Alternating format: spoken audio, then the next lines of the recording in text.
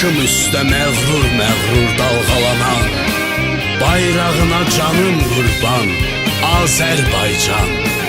Ruhuma can, cismim üçün vətən olan, torpağına canım qurban Azərbaycan.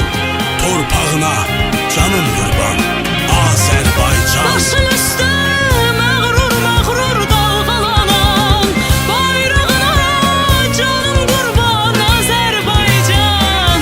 Ruhuma can, cismim üçün vətən olan, torpağına canım qurban Azərbaycan.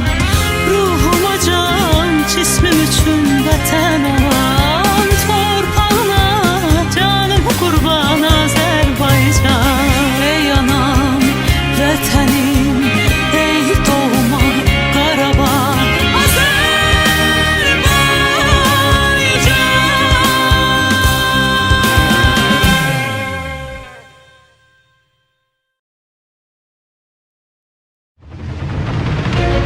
Biz buradayız. Azerbaycan gerbi, Azerbaycan bayrağı altında. Bu böyük xoşbəxtlikdir və tarihi hadisədir. Çünkü bu tarihi biz yaşamışıq, bu tarihi biz yaratmışıq və Azerbaycan xalqı elə bir qələbə qazanıb ki, həm dillər əzbəri olub, həm də əbədi bu qələbə bizimlə olacaq. Əbədi bu qələbə bizim tariximizdə olacaq. Bizdən sonra gələn nəsillər əbədi bu qələbə ilə haqlı olaraq fəxr edəcək.